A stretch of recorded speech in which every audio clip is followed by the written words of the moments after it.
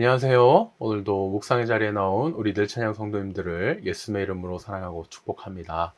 날이 많이 덥습니다. 이럴 때일수록 저도 그렇지만 물도 많이 드시고 또 말씀 묵상도 하면서 우리가 영육간에 늘 힘내서 또 강건하셨으면 좋겠습니다. 자, 기도로 시작하겠습니다. 하나님 감사합니다. 지금 이 시간에 우리가 함께 말씀 묵상을 시작합니다. 늘 그렇듯이 우리의 힘이 아니라 성령님의 힘으로 그 조명과 지혜로 말씀을 깨달을 수 있게 도와주시고 또 이것을 지식으로만 아는 것이 아니라 우리의 삶으로 살아내려 할 때도 성령님의 힘으로 할 수 있도록 붙잡아 주세요. 감사하신 예수님 이름으로 기도드렸습니다. 아멘. 네, 오늘은요. 순종으로 그려야 할 미래라는 제목으로 예레미야 37장 1절에서 10절 말씀 같이 보도록 하겠습니다. 먼저 새 번역입니다. 바빌로니아 왕 느부갓네살은 여호야김의 아들 고니야를 대신하여 요시야의 아들 시드기야를 유다 땅의 왕으로 앉혔다. 그런데 왕이나 그의 신하들이나 그 땅의 백성이나 할 것 없이 모두가 주님께서 예언자 예레미야를 보내셔서 전한 말씀에 순종하지 않았다. 그때 시드기야 왕이 셀레마의 아들 여후갈과 마아세야의 아들 제사장 스바냐를 예언자 예레미야에게 보내어서 자기들을 도와 그들의 주 하나님께 기도를 드려달라고 청하였다. 그때는 예레미야가 아직 감옥에 갇히지 않았기 때문에 그 백성 사이에서 자유롭게 활동하던 때였으며 바로의 군대가 이미 애굽에서 출동했고 예루살렘을 포위했던 바빌로니아 군인들은 그 소식을 듣고 예루살렘에서 퇴각한 때였다. 그때 주님께서 예언자 예레미야에게 이렇게 말씀하셨다. 나 주 이스라엘의 하나님이 말한다. 너희를 보내어 나에게 물어보도록 한 유다 왕에게 너희는 이렇게 전하여라. 너희를 도우려고 출동한 바로의 군대는 제 나라 애굽으로 돌아갈 것이다. 그러나 바빌로니아 군대는 다시 와서 이 도성을 공격하여 점령하고 불질러 버릴 것이다. 나 주가 말한다. 너희는 바빌로니아 군대가 틀림없이 너희에게서 떠나갈 것이라고 생각함으로써 너희 자신을 속이지 말아라. 그들은 절대로 철수하지 않을 것이다. 너희를 공격하는 바빌로니아 군대 전체를 너희가 물리쳐서 오직 부상병만 남긴다 하여도 그들은 각자의 장막에서 떨치고 일어나 나와서 이 도성을 불질러 버릴 것이다. 아멘. 다음으로 쉬운 성경입니다. 바빌로니아 왕 느부갓네살이 요시야의 아들 시드기야를 유다 왕으로 세웠습니다. 시드기야는 여호야김의 아들 여호야긴을 대신해 왕이 되었습니다. 그러나 시드기야와 그의 종들과 유다 백성은 여호와께서 예언자 예레미야를 통해 전하신 말씀을 듣지 않았습니다. 시드기야 왕은 셀레마의 아들 여후갈과 마아세야의 아들 제사장 스바냐를 예언자 예레미야에게 보내어 예레미야여 우리를 위해 우리 하나님 여호와께 기도해 주시오라고 말했습니다. 그때는 예레미야가 아직 감옥에 갇혀 있지 않던 때라 백성 가운데 자유롭게 다니고 있었습니다. 한편 애굽 왕 파라오의 군대가 애굽을 떠나 유다 쪽으로 행진해 오고 있었습니다. 예루살렘을 에워싸고 있던 바빌로니아 군대는 그 소식을 듣고 예루살렘에서 철수했습니다. 여호와께서 예언자 예레미야에게 말씀하셨습니다. 이스라엘의 하나님 나 여호와가 이같이 말하노라. 여후갈과 스바냐야 너희를 보내어 나에게 물어보도록 한 유다 왕 시드기야에게 전하여라. 보아라 너희를 도와 바빌로니아 군대를 치려고 온 파라오의 군대는 애굽 땅으로 되돌아갈 것이다. 그리고 바빌로니아 군대가 다시 와서 예루살렘을 공격하고 점령하여 불태워 버릴 것이다. 여호와께서 이같이 말씀하셨다. 예루살렘 백성아 너희 스스로를 속이지 마라. 바빌로니아 군대가 너희에게서 떠나가 버릴 것이라고 생각하지 마라. 그들은 절대로 철수하지 않는다. 혹시 너희가 바빌로니아 군대를 다 물리치고 바빌로니아 군대의 장막에 부상당한 사람들만 남아있다 하더라도 그 사람들이 각각 자기 장막에서 나와 이 예루살렘 성을 불로 태워버릴 것이다. 아멘. 마지막 메시지입니다. 바빌론 왕 느부갓네살이 세운 꼭두각시 왕 요시야의 아들 시드기야가 여호야김의 아들 여호야긴을 대신하여 유다를 통치하고 있었다. 그런데 왕과 신하와 백성은 하나님께서 예언자 예레미야에게 주신 메시지에 조금도 주의를 기울이지 않았다. 어느 날 시드기야 왕이 셀레미야의 아들 여후갈과 마아세야의 아들 제사장 스바냐를 예언자 예레미야에게 보내어 말했다. 우리를 위해서 우리의 주님이신 하나님께 기도해 주시오. 열심을 다해 기도해 주시오. 그때는 예레미야가 백성 가운데 자유롭게 드나들며 활동하던 때로 아직 감옥에 갇히기 전이었고 바로의 군대가 이집트를 출발해 진군해 오고 있었다. 예루살렘을 포위하고 있던 갈대아 사람들이 이집트 군대가 오고 있다는 소식을 듣고 예루살렘에서 물러갔다. 그때 하나님께서 예언자 예레미야에게 메시지를 주셨다. 이스라엘의 하나님이 말한다. 너는 내게 자문을 구하려고 너희를 보낸 유다 왕에게 이 메시지를 전하여라. 잘 들어라. 너희를 도우러 바로의 군대가 오고 있다만 그들은 오래 머물지 않을 것이다. 그들은 여기 도착하자마자 곧 떠나 이집트로 돌아갈 것이다. 그러면 바빌론 사람들이 돌아와 공격을 재개하고 이 도성을 점령하여 불태울 것이다. 나 하나님이 너희에게 말한다. 서로 안심시키려고 바빌론 사람들은 며칠 내로 떠날 것이다 말하며 스스로를 속이지 마라. 내가 너희에게 말하는데 그들은 떠나지 않을 것이다.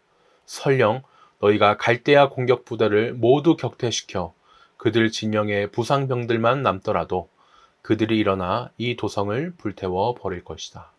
아멘. 네, 지금까지 저희가 새 번역 쉬운 성경 메시지 이렇게 세 가지 버전으로 하나님 말씀을 들었습니다. 사람은 사람을 변화시키지 못합니다. 하지만 하나님은요, 말씀을 통해 또 성령님을 통해 그 사람을 변화시키죠. 하지만 그렇다고요, 막 어느 순간 그 변화됐다는 것이 한 사람이 딱 바뀌어가지고 순종하는 사람이 되거나 그러지는 않아요. 오히려 그 사람의 마음속은 내가 할까 말까 고민하면서도 그렇게 하나님 말씀대로 살 수 있는 순종의 기회를 주셔서 하나님이 조금씩 바꿔가시는 경우가 많습니다. 순종하지 않는 남왕국 유다는요, 지금 회복되기 위해서 이런 순종이 필요합니다. 지금은 잠시 국제 정세가 유다 나라에 유리하게 돼서 애굽 군대를 통해 바빌론 군대를 물리친 것 같지만 순종으로 바뀌지 않는 한 나라가 바빌론에 의해 멸망하리라는 그 사실은 변하지 않습니다. 밝은 미래는요, 사람이 얄팍하게 계산해서 되는 게 아니고 신실한 또 진실한 그런 순종으로 만들어집니다. 큰 1번으로 넘어가겠습니다. 1절에서 5절 말씀을 보니까요, 애굽의 견제로 바벨론의 군대가 예루살렘에서 물러갑니다. 이 시드기야가 어떻게 왕이 됐습니까? 1절을 보니까 바벨론의 느부갓네살 왕이 남왕국 유다의 왕으로 세웠죠. 유다는 이제 지금 계속 망해가고 있습니다. 그리고 그 망해가는 유다의 마지막 왕이 오늘 말씀에 등장하는 시드기야입니다. 신앙 좋기로 유명했던 요시아가 아버지였는데 조카 여호야긴의 뒤를 이어가지고 이제 왕이 됐습니다. 조선시대의 조선이 이제 예전부터 강하던 명나라 그리고 새로 뜨는 청나라 이 두 사이에서 줄타기를 했었거든요. 유다도 그렇습니다. 원래부터 이제 애굽은 셌고 또 지금 새로 이제 뜨는 바벨론이란 이 나라 사이에서 줄타기를 하고 있어요. 그러다가 이제 유다 나라가 하나님 말씀을 하도 안 들으니까 이제 하나님이 예레미야를 통해 바벨론에게 이제 유대가 망한다 이렇게 예언을 듣게 하셨어요. 당시 이제 왕인 여호야긴은 이 사실을 받아들이지 않았죠. 그래서 이 줄타기의 관계를 끊고 애굽에 딱 붙어가지고 이 애굽의 힘으로 바벨론을 어떻게 해보려고 합니다. 주변 국가들이랑 이제 동맹도 맺어가지고 이렇게 용을 쓰는 모습이 오늘 말씀의 배경입니다. 2번 질문입니다. 유다의 왕과 신하들은 예레미야에게 무엇을 요청합니까? 2절과 4절을 보니까요, 자기들을 위해 하나님 여호와께 기도해 주세요 이렇게 부탁을 했습니다.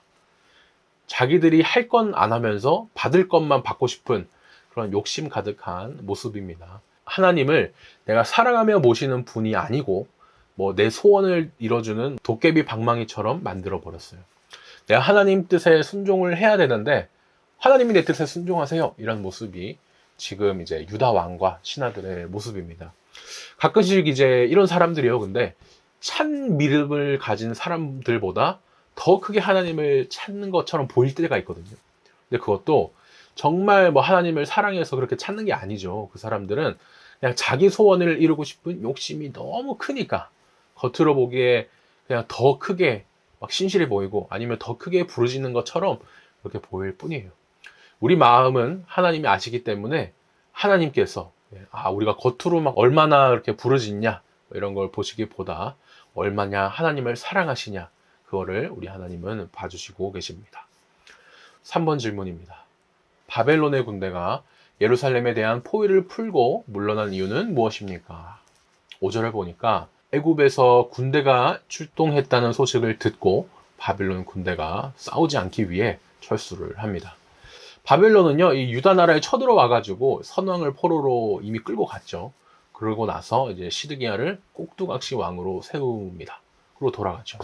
시드기야는요, 내가 너희 뜻대로 꼭두각시로 있을 것 같아 이렇게 생각하면서 애굽을 끌어 들어가지고 또 바벨론을 물리쳐 보려 합니다. 실제 바벨론에 쳐들어왔을 때 애굽이 군대 보냈다던데 라는 그 소문을 듣게 함으로써 이제 물러가게 했죠. 하지만 결코 이거는 완전한 문제 해결이 아니었어요. 도와주러 온 애국 군대는 다시 나중에 돌아갈 것이고 그때 바벨론이 다시 쳐들어오고요. 하나님 말씀대로 이 남왕국 유다가 멸망을 하게 되죠.